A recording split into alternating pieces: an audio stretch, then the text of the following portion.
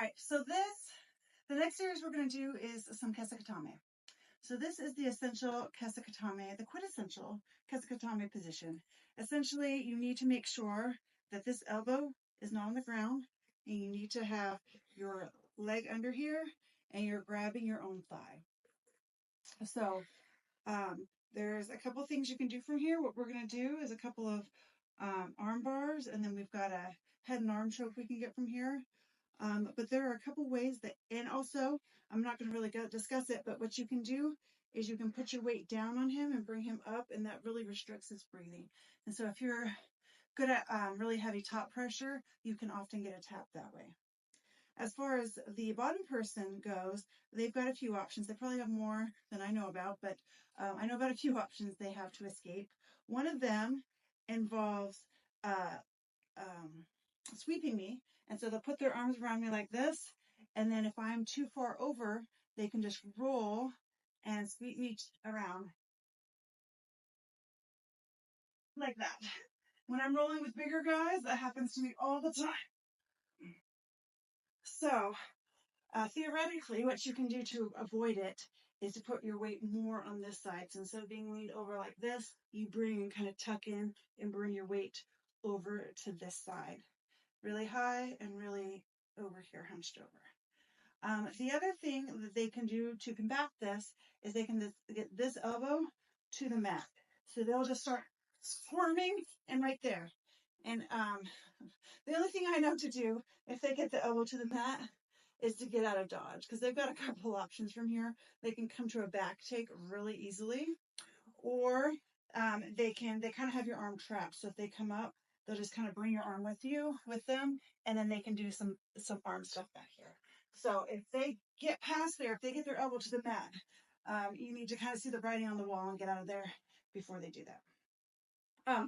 But from a top position, this is pretty strong as well. You've got some options. So one thing, they might come here and they might be hugging onto you, maybe to do that sweep. But you just come and you push the arm down, and then you can get it from here. If you can get it straight, come here and you can go like that and push it down.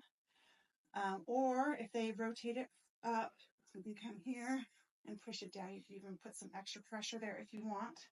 The only thing, I don't know any solution if they come and bring it this way. If they've got that, you kind of have to fight it straight or up. All right. Another option they have is that they can push against your head, push away. When they do that, you come here and you push their arm through here, and you put your head against it. And you try to get your arm, I already have it pretty tight because Sean's been letting me get it nice and tight, but try to push to get your arm as tight as you can here.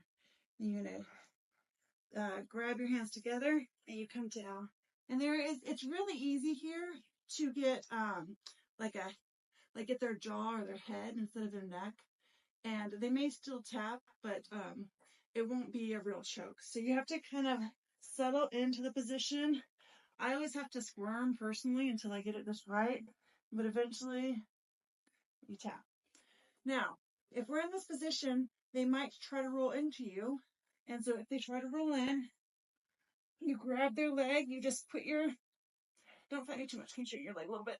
You put your knee to the sky and push their leg up like that to kind of avoid that. If they're trying to roll away from you and they succeed, you just come up and you allow it, and you come into this pseudo side control position. So if I had a gi, I could grab my gi and put it in. Either way, I can still do a neck crank. Try to get a tap.